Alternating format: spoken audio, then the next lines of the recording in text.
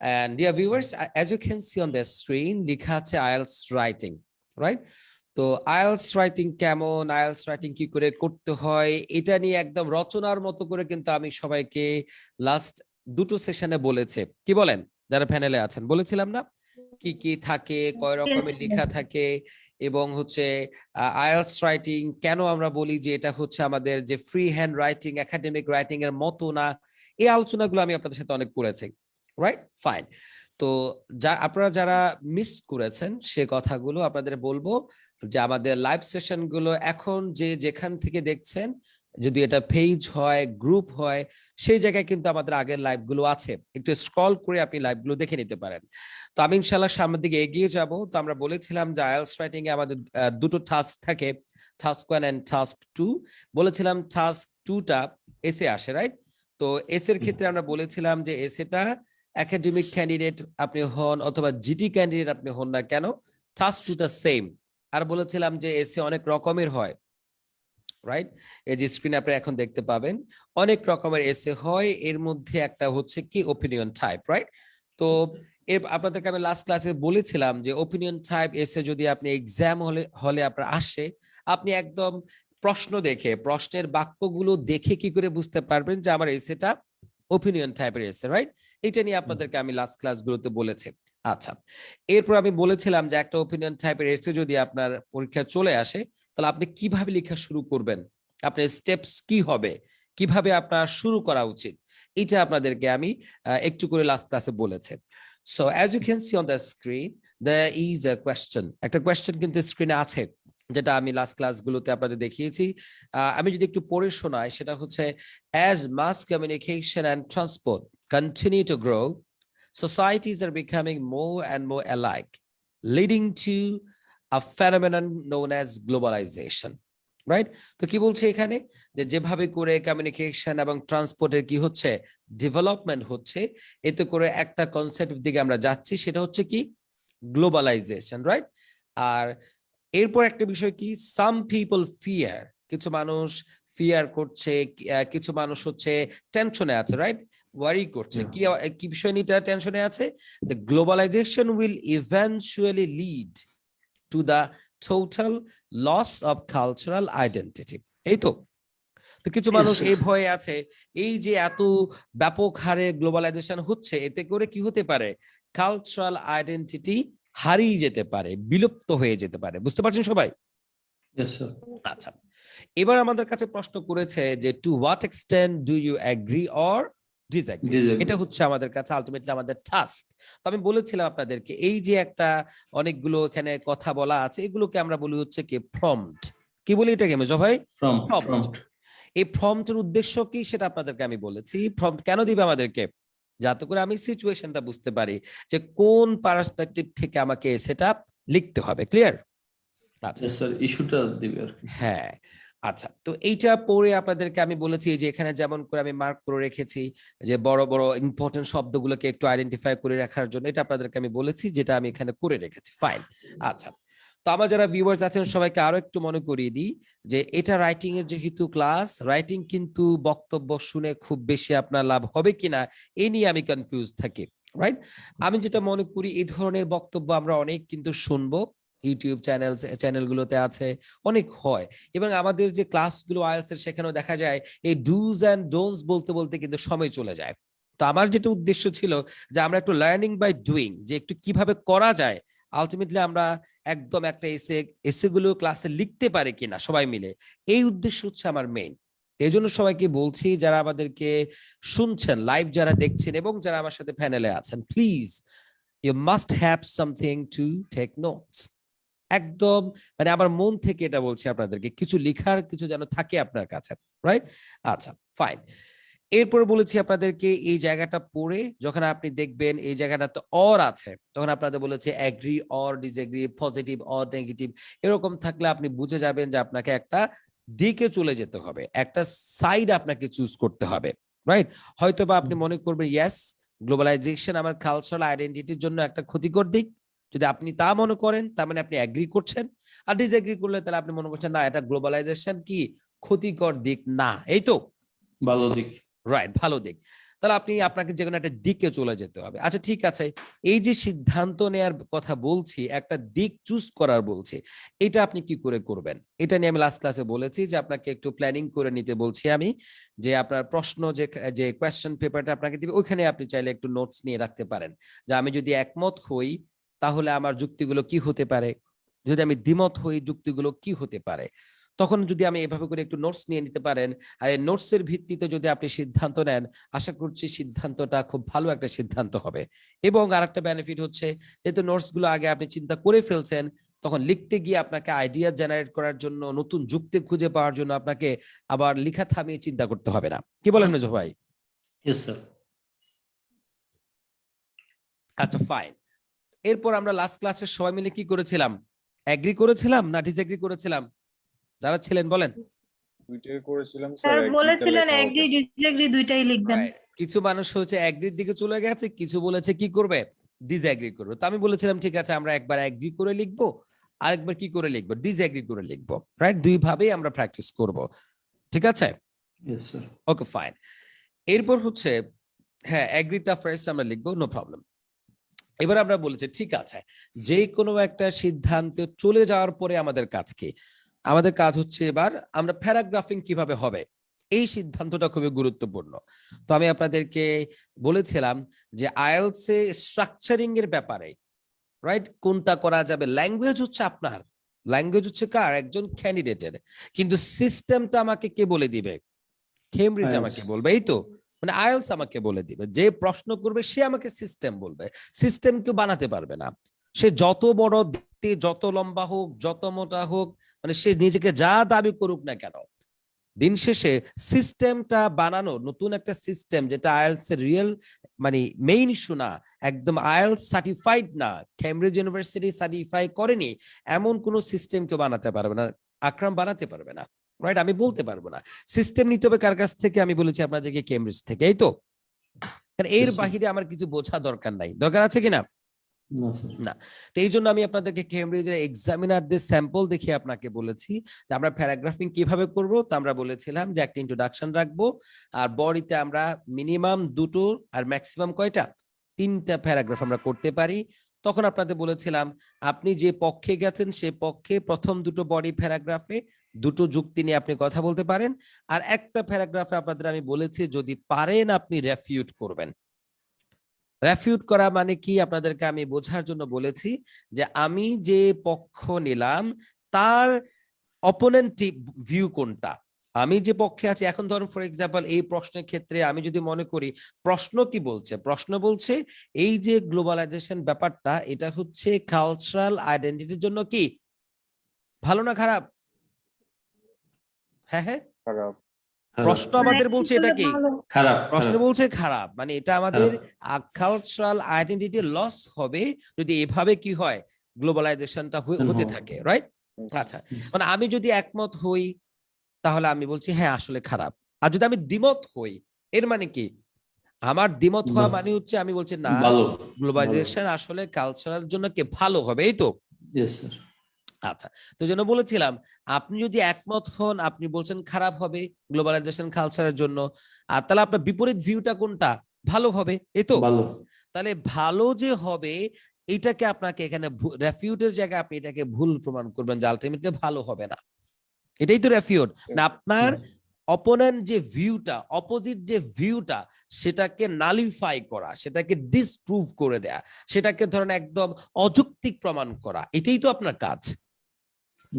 এটা আমি বলেছিলাম আপনাদের এক্সাম্পল দিতে গিয়ে যে ডিবেটররা যেমন করে তার বিপক্ষ দলের পয়েন্টস গুলোকে নালিফাই করে, রেফিউট করে, মানে যুক্তি খণ্ডন করে, এভাবে করতে পারলে আপনার ও যে আমরা যে বলেছিলাম টাস্ক, রেসপন্স এন্ড কোহিয়ারেন্সের যে জায়গাটা, লেখাটা অনেক বেশি কনভিন্সিং হবে, ওয়েল অর্গানাইজড হবে।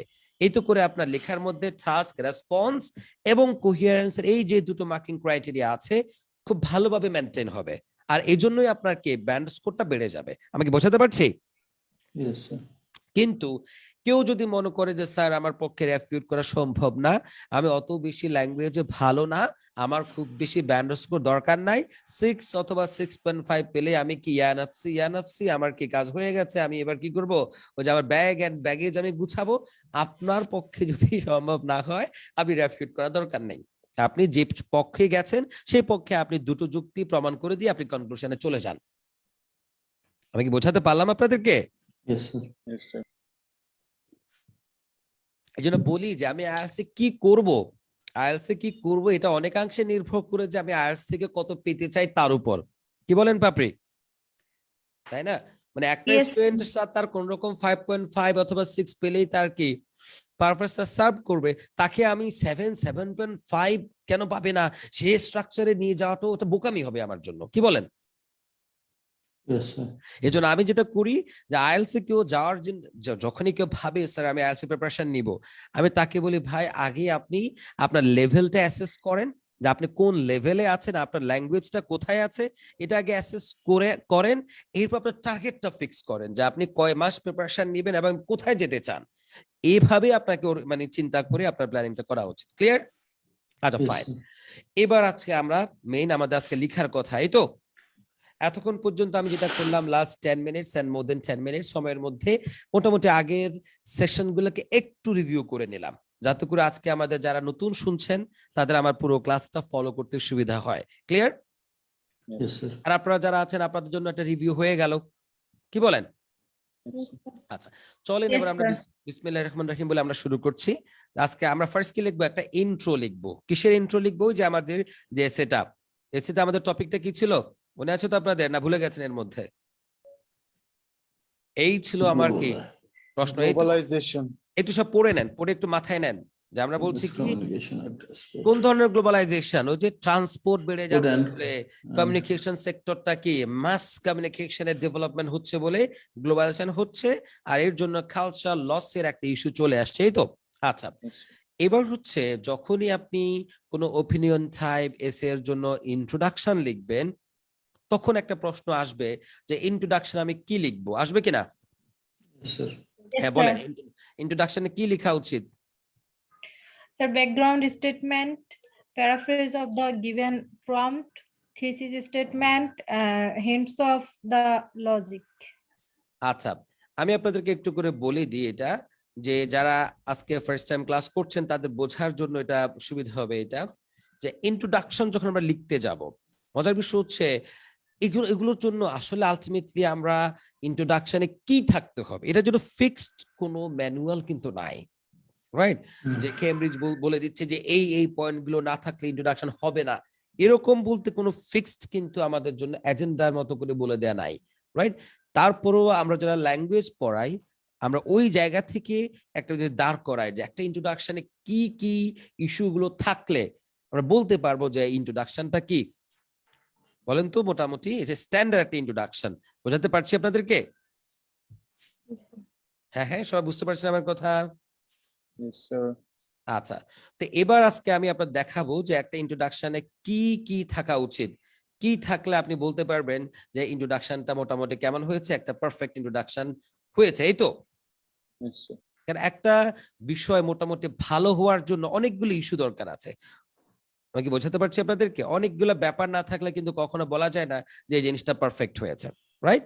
আচ্ছা তো আমি আপনাদেরকে একটা একটা করে ইস্যু বলি, আপনাদের যে পয়েন্টটা অনেকের সাথে দ্বিমত হতে পারে, কেউ বলতে পারেন এটা কেন হবে কেন হবে না, এই যুক্তিগুলো ইনশাল্লাহ আমি আপনাদেরকে একটা একটা করে বলছি, এই তো। Yes, sir. তো যারা আপনারা দেখছেন স্ক্রিন অথবা যারা আমাকে শুনছেন, যারা প্যানেলে আছেন, যারা লাইভ দেখছেন, তা আমি বলছি যে আমার পয়েন্ট হচ্ছে আমি যখন কোন ইন্ট্রোডাকশন লিখাই ওপিনিয়ন টাইপ এসের জন্য, আমি বলি সেখানে 4টা ইস্যু থাকতে মানে থাকলে ভালো। আমি 4টা বিষয় আপনাদেরকে লিখতে বলি। কি লিখতে বলি? একটা ব্যাকগ্রাউন্ড স্টেটমেন্ট লিখতে বলি। তাহলে আমার প্রশ্ন হচ্ছে, আমার পরামর্শ যে আপনি যখন একটা ওপিনিয়ন টাইপের এসে লিখবেন, ইন্ট্রোডাকশনে কি থাকা উচিত? প্রথম বলেছি আপনাকে একটা ব্যাকগ্রাউন্ড স্টেটমেন্ট থাকা উচিত।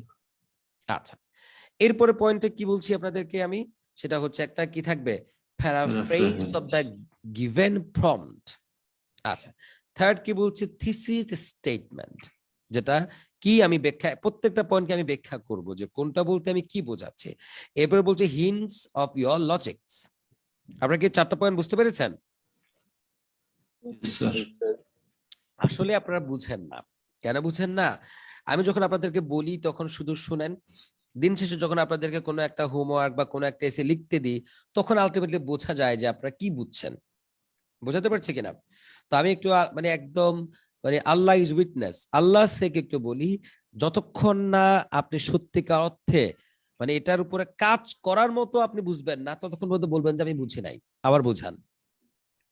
আমাকে বোঝাতে পারছি আপনাদেরকে? Yes, কারণ আপনি sir. বুঝতে পারলে সেটার উপর আপনার কাজ করতে পারা উচিত, রাইট? ইমপ্লিমেন্ট আপনার অ্যাক্টিভিটিতে সেটা আসতে হবে, লেখার মধ্যে আসতে হবে। আমি কি বোঝাতে পারলাম আপনাদের? আসেন আমরা একটা একটা করে যাই। প্রথম পয়েন্ট হচ্ছে কি বলছি, আমি একটা ব্যাকগ্রাউন্ড স্টেটমেন্টের কথা বলছি। কি বলছি Yes. আমি প্রথমে ইন্ট্রোডাকশনে লেখার কথা, একটা Breakdown ব্যাকগ্রাউন্ড statement. স্টেটমেন্ট লিখতে বলছি আমি, এই তো আপনাদেরকে। Yes, sir. এখন এই যে একটা পয়েন্ট, প্রথম আমি বলি ব্যাকগ্রাউন্ড স্টেটমেন্ট বলতে আমি কি বোঝাই। ব্যাকগ্রাউন্ড স্টেটমেন্ট বলতে আমি বোঝাই যে আপনাকে যে প্রশ্নটা এখানে দিল ওরা, এই যে একটা আপনার সামনে আমি একটু যদি দেখাই, হ্যাঁ সরি, হ্যাঁ এই যে একটা আপনি দেখছেন একটা ফর্মটা আপনাকে দেখলেন, এখানে আলটিমেটলি কোন বিষয়টা, টপিকটা কি, মানে আলটিমেটলি আপনার এসেটা কোন টপিক নিয়ে হতে যাচ্ছে।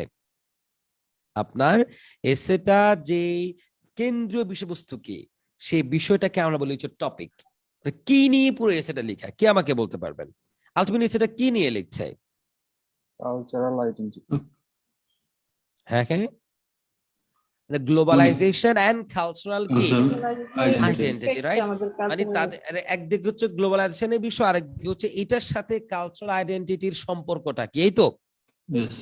তো স্যার এখানে তো দুইটা সাবজেক্ট হয়ে যায়, একটা হচ্ছে গ্লোবালাইজেশন আর একটা হচ্ছে কালচারাল আইডেন্টিটি। মানে একটা কারণ একটা তার ফলাফল, তো ওকে স্যার। সম্পর্ক এরকম যে গ্লোবালাইজেশনের কারণে কালচারাল আইডেন্টিটি আজকে হুমকির মুখে পড়ে গেছে। নষ্ট হয়ে যাচ্ছে, sir. মেইন ইস্যু তো Okay, এটা, রাইট? ওকে মেইন পয়েন্ট কিন্তু এইটা। এখন আপনি কি সেটাকে আসলেই ওরকম মনে করেন কিনা, কিন্তু ওদের ইস্যুটা কি, ওরা বলতে চাচ্ছে গ্লোবালাইজেশন ব্যাপারের সাথে কালচারাল আইডেন্টিটির সম্পর্কটা কি। প্রশ্ন আমাকে পরে গিয়ে বলে দিয়েছে যে প্রশ্ন বলছে তারা এটা নিয়ে টেনশনে আছে, কিন্তু আলোচ্য বিষয় হচ্ছে globalization and what, cultural identity একটা identity. বিষয়। মানে আমাদের কালচার মানে কি, আমাদের লাইফ স্টাইলের বিষয়, এই তো। Yes, sir.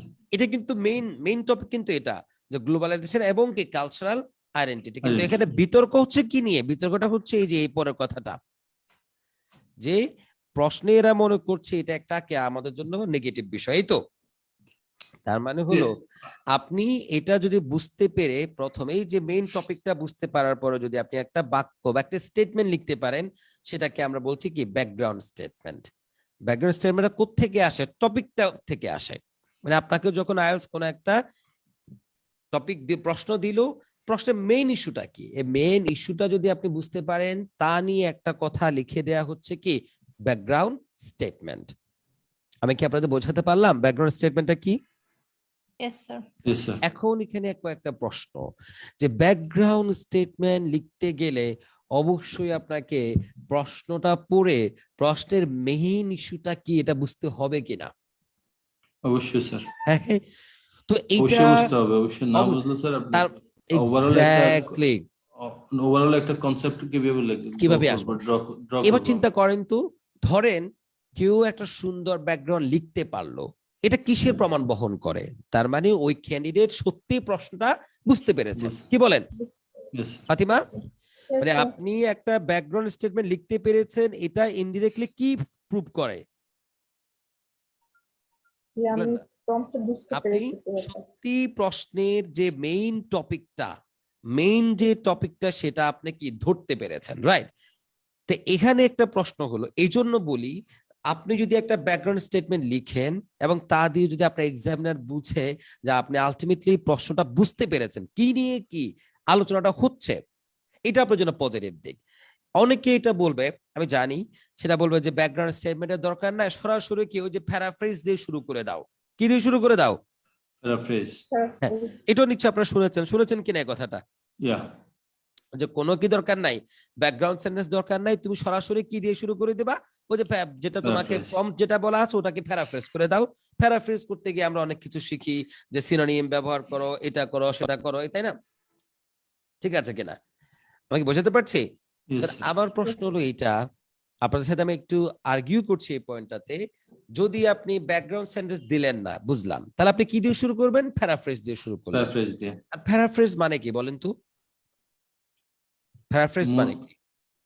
মিনিংটা ঠিক রেখে স্ট্রাকচার বা সিনোনিমস ইউজ করে একটা সেন্টেন্স রাইট, মানে ড্র করা। ওই যে প্রম্পটে যা বলা আছে ওই কথাটাকে শুধু একটু ল্যাঙ্গুয়েজের জায়গায় পরিবর্তন এনে আপনি কি করে দিচ্ছেন? লিখে দিচ্ছেন, এই তো? Yes, sir.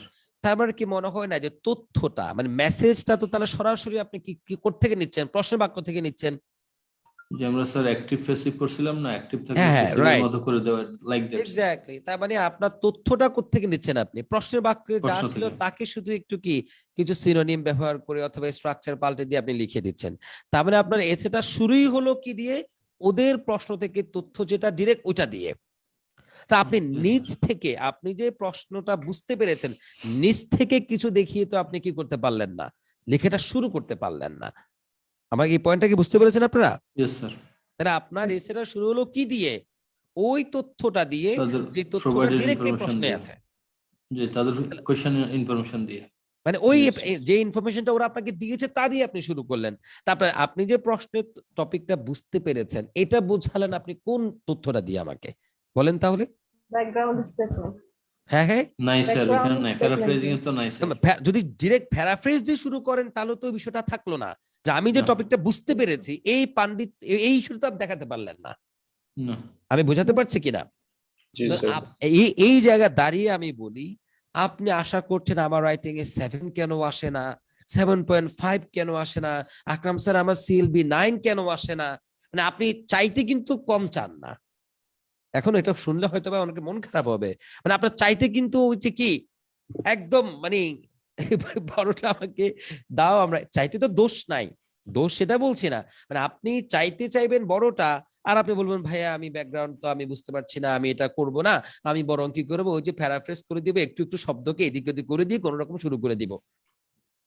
তো আপনি যদি কোন রকমের স্টাইলে শুরু করতে চান, ওই যে শুধু কি করবেন প্যারাফ্রেজ করে কোন রকম শব্দ দুই একটাকে পাল্টে তাল্টে দিয়ে এদিক ওদিক করে আমি একটা কি ইন্ট্রোডাকশন লিখে ফেলবো, তাহলে আপনার ব্যান্ডস কোডটা কি হবে? এদিক এদিক করা হবে।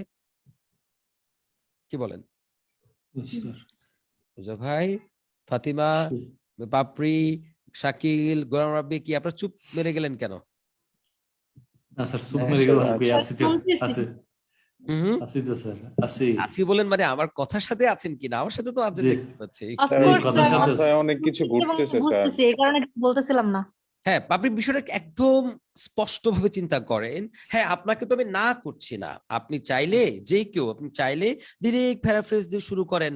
অনেকে আপনাকে বলে ভাই রে ভাই ব্যাকগ্রাউন্ড সেন্টেন্স তো আমার দরকার নাই, আমি এটা তো বুঝি না, এটা দরকার নাই। কেউ অন্যরা তো অনেকে আর অন্যরা তো আপনাকে 6.5 এর কথা বলছে, অন্যরা তো আপনাকে স্যাম্পল মুখস্থ করার কথা বলছে।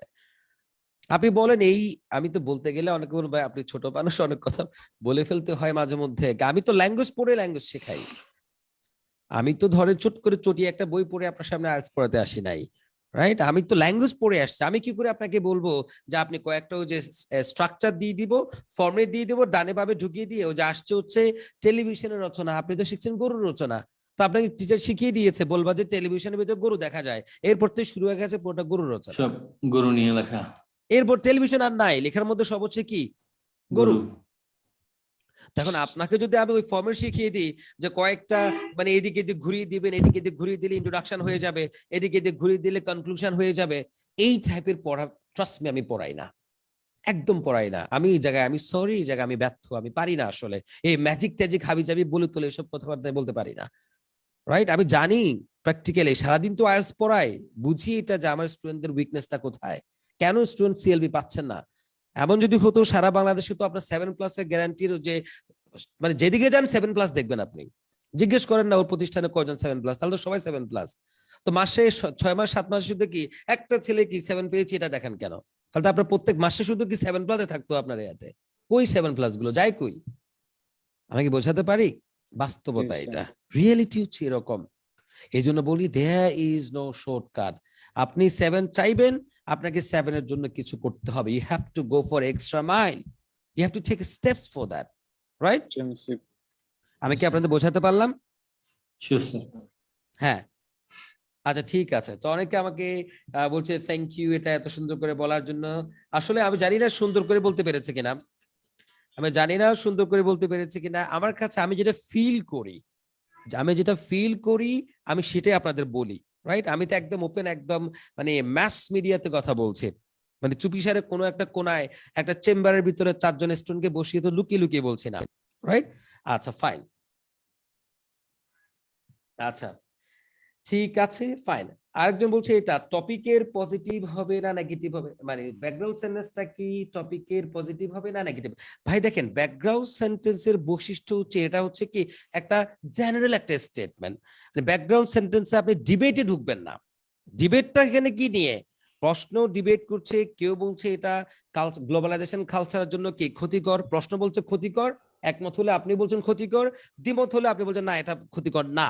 মানে এই আলোচনায় যাওয়া যাবে না, জাস্ট আপনি কি গ্লোবালাইজেশন এবং এই কালচার নিয়ে একটা বাক্য বলে দিলেন। আমি বোঝাতে পারছি কিনা? Yes sir. আরেকটু বললে আপনাদের এটা বলতে পারি, ব্যাকগ্রাউন্ড কথাটার আলটিমেটলি যদি আপনি এই শব্দটা চিন্তা করেন যে ব্যাকগ্রাউন্ড মিউজিক, আমরা জানি কিনা ব্যাকগ্রাউন্ড মিউজিক এই কথাটা আমরা জানি না, যে একটা ধরেন একটা ভিডিওর পেছন দিয়ে ব্যাকগ্রাউন্ড মিউজিক টিং টিং টিং টিং করে বাজে, এটা কেন বাজে? এগুলো হচ্ছে আবহ তৈরি করে, রাইট? আপনার যে মেইন পয়েন্টটা, মেইন কথার পেছনে এগুলো থেকে এগুলো কস্টিউমের মতো কাজ করে। কস্টিউম বুঝেন তো আপনারা?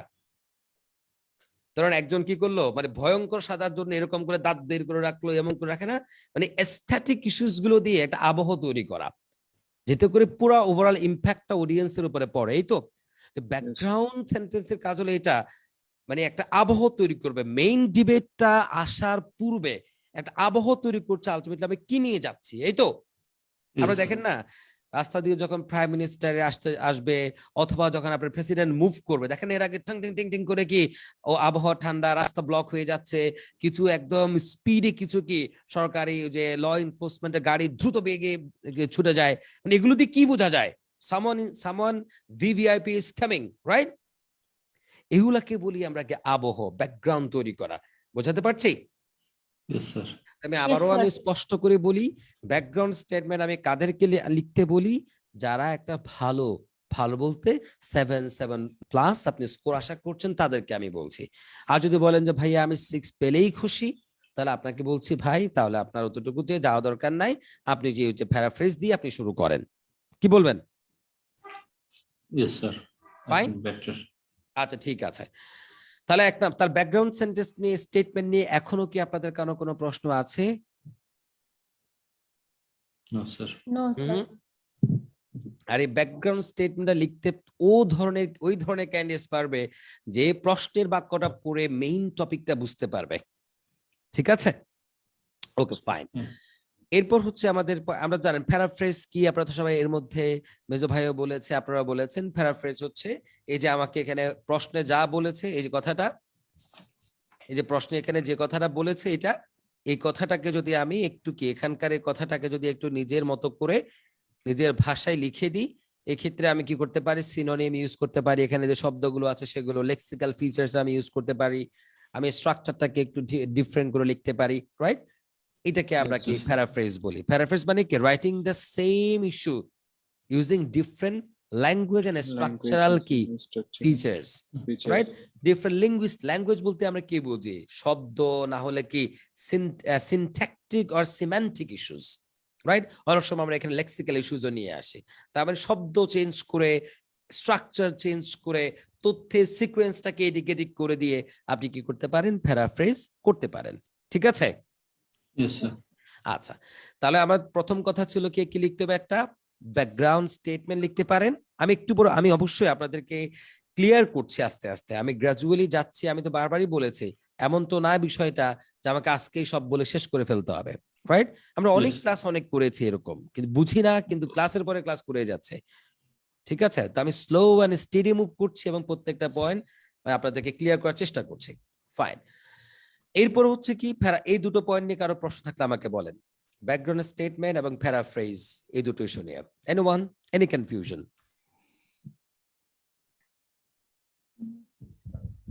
No confusion. No, fine, thank you.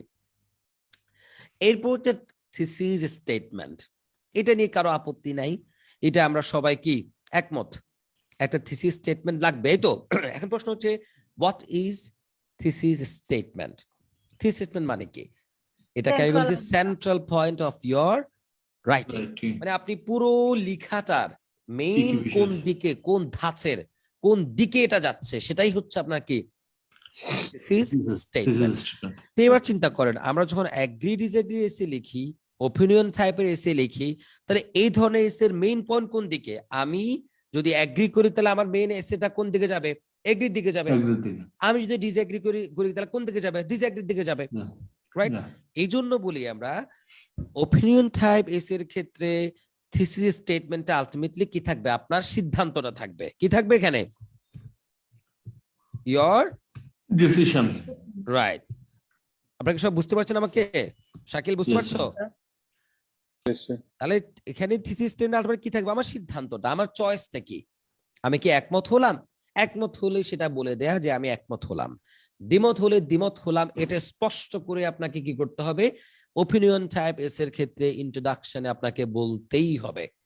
Trust me, যদি কেউ ওপিনিয়ন টাইপ এস এর ইন্ট্রোডাকশনে নিজের সিদ্ধান্ত কোন দিকে সেটা না বলেন, তাহলে টাস্ক রেসপন্সের জায়গায় আপনি কি হবেন? নেগেটিভলি মার্কড হবেন। ক্লিয়ার? ফাইন। এরপরে পয়েন্টটা আপনাদের কি বলেছি? এরপর হিন্টস অফ ইওর লজিক, যে আপনি যে সিদ্ধান্তটা নিলেন, যেটা থিসিস স্টেটমেন্টে বললেন, অবশ্যই তার পেছনে যুক্তি ছিল। কি বলেন, ছিল কিনা? সেই যুক্তিগুলোর একটু হিন্টস আপনি দিয়ে দিলেন। কোন যুক্তিতে আপনি কি করলেন? একমত করলেন অথবা কি করলেন? দ্বিমত করলেন। আমি কি আপনাদেরকে বোঝাতে পারলাম? 4টা পয়েন্ট তাহলে ইন্ট্রোডাকশনের। Yes, sir. আচ্ছা, ফাইন। এবার আপনাদেরকে ধৈর্য আছে, তাহলে চলো আমরা একটু ছোট্ট করে একটা ইন্ট্রোডাকশন লিখে ফেলি। তাহলে যেটা হবে, এতক্ষণ যে থিওরিটিক্যাল আলোচনা শুনলেন সেটাকে রিলেট করতে পারবেন। আমি কি আপনাদের সাথে আছি? Yes. Yes, sure, sir. মানে You can ইনডিরেক্টলি কি start. আপনারা আমার সাথে আছেন কিনা এটা শুনে নিলাম আর কি। আসেন, তাহলে আমাদের ফার্স্ট কাজ কি? আমরা একটা ব্যাকগ্রাউন্ড স্টেটমেন্ট লিখবো, রাইট? আপনাদেরকে সাথে নিয়ে লিখবো ইনশাআল্লাহ। চলেন বলেন তো তাহলে আমার একটা ব্যাকগ্রাউন্ড স্টেটমেন্ট কি হতে পারে? যেটা বলেছে আমাদের টপিক কি? Globalization and Globalization and cultural cultural identity. Identity, right? বলেন তো তাহলে এই দুটো ইস্যুকে নিয়ে একটা বাক্য ব্যাকগ্রাউন্ড স্টেটমেন্ট কি হতে পারে? আচ্ছা, এখানে একটা কথা বলে রাখি, এই যে 4টা ইস্যু বললাম, ব্যাকগ্রাউন্ড স্টেটমেন্টের কথা বললাম, প্যারাফ্রেজ করতে বললাম, থিসিস স্টেটমেন্টের কথা বললাম, হিন্টস অফ ইওর লজিকের কথা বললাম, এই 4টা ইস্যু, 4টা পয়েন্ট লেখার জন্য যে 4টা বাক্য লাগবে বিষয়টা কিন্তু এমন না। আপনি চাইলে 2টো বাক্যে এটা শেষ করতে পারেন। বুঝাতে পারছে কিনা? Yes, sir. ফাইন। তো বাক্য আমার, এটা আপনার চয়েস। 2টো করেন, 3টা করেন, 4টা করেন, 4টা করলে ছোট ছোট করবেন বা একটা করেন, এটা আপনার চয়েস, রাইট? Yes, sir. তা আমি পার্সোনালি পরামর্শ দিই যে 2টোতে রাখতে পারেন যদি, তাহলে এটা ওই যে স্ট্রাকচারাল যে একটা স্ট্রেংথের বিষয় আছে, গ্রামাটিক্যাল রেঞ্জ এন্ড অ্যাকিউরেসি, ওই জায়গাটাতে একটু কি দেখানো যাবে, আপনার যে একটা স্ট্রং সাইড এটা দেখাতে পারবেন। তো এই জন্য 2টো বাক্যে যদি 4টা পয়েন্ট লিখতে পারেন, that would be great for you. Clear? Okay, fine. তাহলে ঠিক আছে, আমরা তাহলে বিসমিল্লাহ বলে এগোতে থাকি। হ্যাঁ বলেন, তাহলে আমরা একটা ব্যাকগ্রাউন্ড স্টেটমেন্ট কি লিখতে পারি? যে গ্লোবালাইজেশন, কালচারাল আইডেন্টিটি, কি বলা যেতে পারেন? গ্লোবালাইজেশন এন্ড কালচারালের যে লাইনটা, এটা কি স্যার ব্যাকগ্রাউন্ড স্টেটমেন্টে একসাথে হ্যাঁ। লিখতে হবে নাকি শুধু গ্লোবালাইজেশন নিয়ে লিখলেই হবে? না, আমার টপিক তো শুধু গ্লোবালাইজেশন নিয়ে না, গ্লোবালাইজেশন গ্লোবালাইজেশন এবং কালচারাল আইডেন্টিটি, এই দুটো বিষয়কে নিয়ে, মানে এই দুটোকে, মানে দুটোর মধ্যে রিলেশন নিয়েই তো আমার কি টপিকটা। এই দুটোকে নিয়ে একটা বাক্য আপনারা বাংলা আমাকে বলেন না, যদি ইংলিশে না পারে, ইংলিশটা আমি করব। আমরা বলতে পারি না যে কালচারাল আইডেন্টিটি বিষয়টা গ্লোবালাইজেশনের সাথে মানে কানেক্টেড, বলতে পারি কিনা? সিম্পল একটা বাক্য, এই দুটো বিষয় কানেক্টেড, এটা বলা যায়। বলা যায় কিনা? আবার বলা একটু যায়। পরে সেটাও বলা যায়। গ্লোবালাইজেশন হ্যাঁ। এন্ড কালচারাল আইডেন্টিটি, দুটো বিষয়কে একটার উপর একটা ডিপেন্ড করে, একটার Yes, সাথে sir, একটা এটা খুব বলা ক্লোজলি যায়। কানেক্টেড, বলতে পারি কিনা? Closely connected. হ্যাঁ, ইন্টারকানেক্টেড বলা যায় কিনা? Yes, sir. Yes, sir. এবারে কানেকশনটা কি ভালো না খারাপ এটা তো আবার পরে, ডিবেট তো পরে, কি বলেন? Yes, sir. স্যার এখানে Yes. একটা জেনারেল সেন্টেন্স লিখতে হবে, হ্যাঁ। That's it. সেন্টেন্স একটা অংশ, ভাইরে একটা অংশ, সেন্টেন্স বলে আমাকে ঝামেলা ও, করিস না, sorry, একটা sorry, অংশ sorry. বল, অংশ অংশ রাইট। তাহলে কি বলতে পারি? Globalization And cultural uh, কি entity. Question is continuously affecting our culture. এও সুন্দর, এটা বলে এফেক্ট, একজন বলছে Imam Hasan globalization is continuously affecting our cultural identity, সুন্দর লেগেছে, কিন্তু এটা এফেক্ট শব্দটা একটু কেমন যেন তো কি once নেগেটিভ শুরু- নেগেটিভ মনে হচ্ছে না, শুরুতেই মানে নেগেটিভ চলে গেল। আক্রমণাত্মক, একটু শব্দটাকে পাল্টালে হয়ে যাবে। আচ্ছা তাহলে আমরা বলতে Globalization পারি has a great influence on our culture. Exactly, globalization কি হতে পারে, তা লিখে ফেলেন সবাই। Thank you. দেখেন আপনারা Thank you, পারেন Fatima কিন্তু আপু। আপনার, থ্যাংক ইউ মানে গ্লোবাল লিখেন আমার সাথে, গ্লোবালাইজেশন কি কি বলছিলেন ফাতিমা, বলেন? Has a great influence. influence. Has A A great influence. Has a কি great Influence. Influence, On our Sorry, our in- society. আচ্ছা স্পেলিং ভুল করেছেন, on Our society. On societies না বলে ওই যে culture. কালচার না, এটা আর কিভাবে বলা যায়, মানে একটু যদি সিনোনিমাস করতে চাই কিভাবে বলতে পারি এটা? Has great influence on our social impact, sorry, Social life.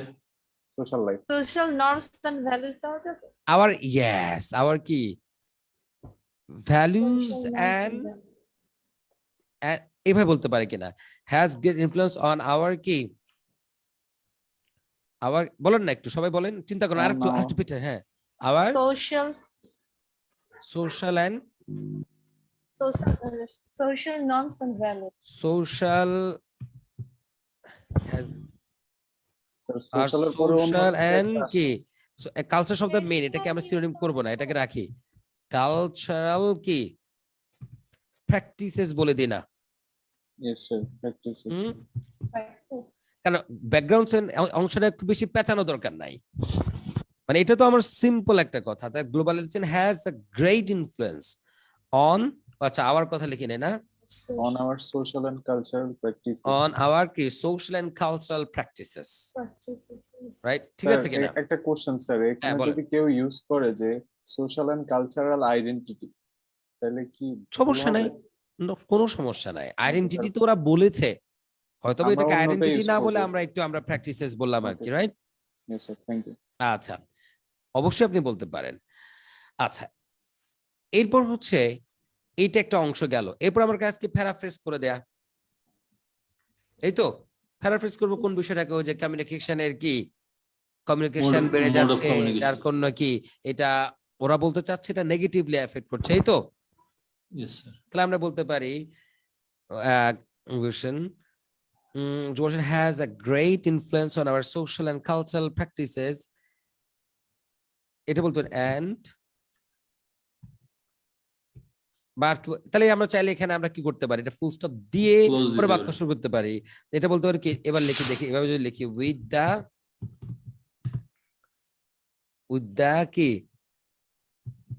with the rapid progress বলতে পারি কিনা, Yes, sir. Rapid progress. progress in কি in communication sector বলতে পারি কিনা, Sector. in Progress of communication communication কি mode. সেক্টর না mood, এখানে কমিউনিকেশন কি লিখলাম, ভুল লিখলাম নাকি আমরা? সাথে mood হয় না। MD দিয়ে দিয়েছি, রাইট? আচ্ছা Yes, sir. কমিউনিকেশন সেক্টর কি, এখানে আবার ওরা কিন্তু ট্রান্সপোর্টেশনের কথা বলেছে, Transport we- sector দিতে হবে। এটাকে একটু আনতে হবে আমাকে, এই তো। তাহলে কি বলতে Yes, আর sir. With the With the rapid rapid progress progress in in communication sector, communication. এখানে এভাবে এটাকে লিখতে পারে কিনা, As well as the mode of specially transport দেওয়া যাবে স্যার? এভাবে হয় কিনা দেখেন তো, আমি একটু চেষ্টা করি পারে কিনা, specially when it comes to কি এটাকে আমরা কি বলি, ট্রান্সপোর্টের কথাটা আনতে চাচ্ছিলাম, with the rapid progress in communication sector especially when it comes to কি Comes to হুম আমরা ট্রান্সপোর্টে রাখি, পরে আমরা চাইলে পরে এটাকে একটা সিনোনিম করতে পারবো। স্পেশাল, আচ্ছা একটা কি বলবো, with the rapid progress in communication sector, specially when it comes to কি, when it comes to এটা লিখতে পারি modern কি, when it comes to modern কি ট্রান্সপোর্টেশন না, ট্রান্সপোর্ট ফ্যাসিলিটিস বলতে পারে কিনা,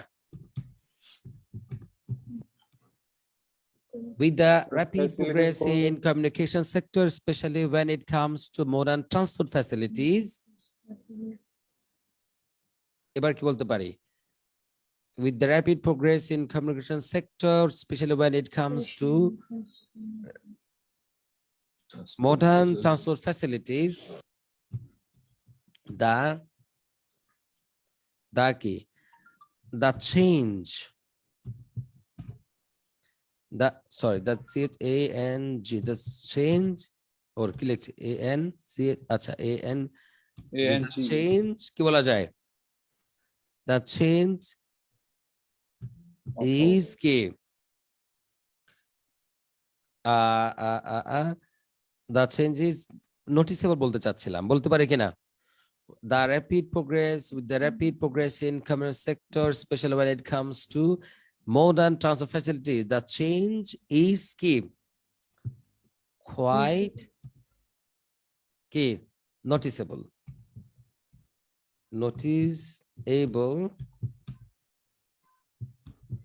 and these noticeable, এখানে আমি তাহলে কি, I think this trend is কি LEARG largely detrimental, I think, with the rapid progress in communication sector, especially when it comes to modern facilities, the change is quite noticeable. And I think this trend is largely detrimental of our society, হ্যাঁ, for our society. for the কি, for the কি বলা যায়, এবার আপনি চাইলে কি বলতে পারেন, for the কি cultural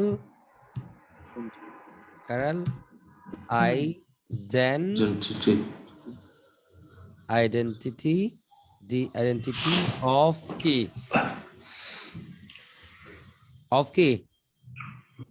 for the culture of some কি বলা যায়, তো for the, এখানে আপনি চাইলে কি থেমে যেতে পারেন, তাহলে কি দাঁড়ালো বাক্যটা একটু পড়ে দেখেন তো, with the rapid progress in communication sector, especially when it comes to modern transport facilities, the change is quite noticeable, যেটাতে আমরা বোঝাচ্ছি যে গ্রো হচ্ছে, এই তো, আচ্ছা, অথবা এটা আমরা দা চেঞ্জ না বলে দা গ্রোথ ও বলতে পারি, রাইট, আমি গ্রোথ না বলে কি বলছি, চেঞ্জ বলছে, ইজ কোয়াইট নোটিসেবল, এন্ড এবার আমরা কি বলছি, এতটুকু ছিল আমার প্যারাফ্রেজ, এতটুকু কি ছিল, রাইট, সবাই কি বুঝতে পারছেন, এতটুকু আমার কি ছিল, এবার আমি আমার থিসিস স্টেটমেন্ট বলছি, মানে আমি একমত, যে একমত অনগত জাস্ট বলতে পারে আই এগ্রিড, এই ধরনের কথা লিখলেও যে 5.5 অথবা 6, I agreed with the statement. It seems to me, I think.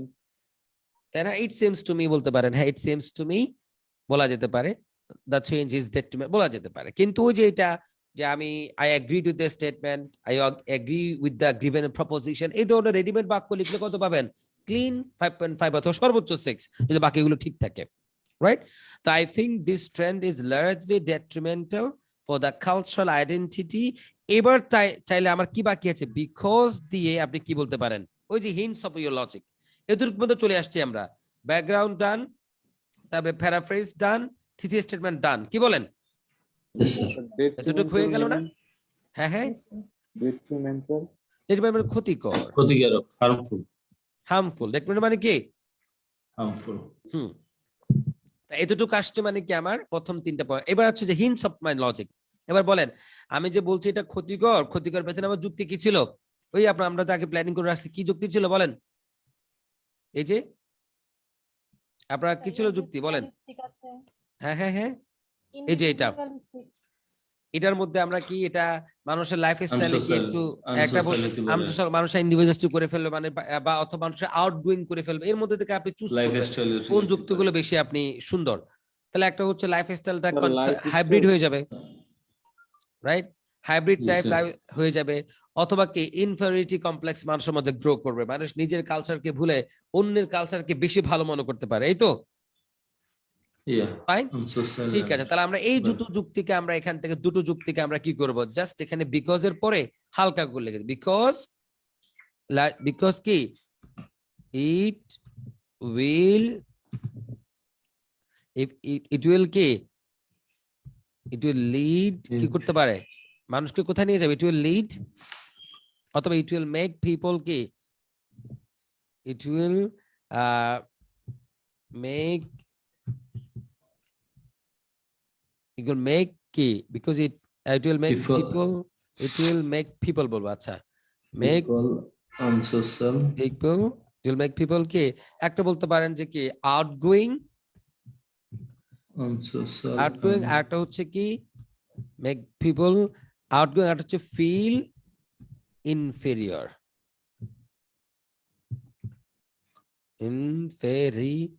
inferior মানে কি মানুষ নিজেকে অন্যদের তুলনায় একটু কি ডাউন ফিল করা শুরু করবে যখন সে দেখবে অন্যের কালচার অনেক বেশি কি ইমপ্রুভ, রাইট? তখন নিজেকে অনেক বেশি ডাউন ফিল হবে, নিজের কালচারকে নিয়ে খোঁচাখুঁতি শুরু করবে, এই তোমরা এটা কি করো, এই তোমরা এটা কি করছো, ওই দেশের মানুষ এই করে সেই করে। বুঝতে পেরেছেন কিনা? স্যার যদি লাইফস্টাইল চেঞ্জ হওয়ার পসিবিলিটি থাকে ওইটা কিভাবে বলবো? হ্যাঁ লিখে দিবেন যে ইট উইল কি কি করবে, It will might be- কি বলা যায়? attack the attack the lifestyle. হ্যাঁ it will encourage people to change their lifestyle, right? Okay, sir. এরকম করে কিছু একটা বাক্য। তাহলে এখানে আমি হিন্টস ওই যে আমি যে তাহলে এবার আমি কি করবো, এই যে একটা পয়েন্ট সেটা হচ্ছে মানুষকে আউটগোয়িং করে দিবে, যার জন্য আপনি মনে করছেন এটা ঠিক না, এই একটা যুক্তি। আর একটা যুক্তি আপনার কি ছিল, এই যে ফিল ইনফেরিয়র, মানুষ নিজেকে অনেক বেশি ইনফেরিয়র মনে করবে, ঠিক আছে কিনা? এই দুটা পয়েন্ট কিন্তু আলটিমেটলি আমি বডিতে আলোচনা করব, কি বলেন? Yes, sir. এবার আপনারা বলেন, can you write introduction in this way? এবার চিন্তা করেন, এখানে আমি 4 ভাগ করতে পারি, এটা ছিল আমার কি বলেন সবাই, এটা কি ছিল? স্যার একটা কথা, হ্যাঁ বলেন। স্যার এখানে আই থিংক বা ইট সিমস টু মি এই কথাগুলো কি মানে থাকাটা জরুরি? একদম জরুরি না, যদি অন্য কোনো সুন্দর ওয়েতে যদি আপনি এটাকে তুলতে পারেন জরুরি হবে কেন, এখানে কোনো নাই। এটা হচ্ছে স্যার, যদি আমি এই আপনি- কথাটা এখানে এভাবে বলি যে when বলেন, হ্যাঁ। it with the rapid progress in communication sector, especially when it comes to modern transport facilities, it causes largely detrimental for the cultural identity. Causes দিয়ে যদি বলি, তাহলে আপনার ইয়াটা কোথায়, মানে আপনার অবস্থানটা এটা কি পরিষ্কার হলো কোনো এটাই বাক্যে? বলতে চাই I think by seems to me এই কথাটা কি মানে জরুরি কিনা থাকা। এটা মানে এই ল্যাঙ্গুয়েজ থাকা জরুরি না, কিন্তু আপনার যে স্পষ্ট করে আপনার পজিশনটা কি এটা এক্সামিনারকে বোঝানো জরুরি। মানে এই জায়গাটা, এই জন্য আমি বলি এই জায়গাটা খুব বেশি ক্লিশে হওয়া দরকার নাই, মানে আপনি ইনডিরেক্টলি বলতে বলতে এমন জায়গায় চলে গেছেন যেটা হয়তো বা দিন শেষে আর কি না মেইন পয়েন্ট না, এমন যেন না হয়ে যায়, এইটা আর কি। তো ঠিক আছে, আজকে আমরা এই পর্যন্ত থাকলাম। আপনাদেরকে বলবো এরকম যে ওপিনিয়ন টাইপের যে এসে গুলো কেমব্রিজ বইতে আছে, বিভিন্ন জায়গায় আছে, একটু সবাই ইন্ট্রোডাকশন লেখাটা প্র্যাকটিস করেন, ঠিক আছে?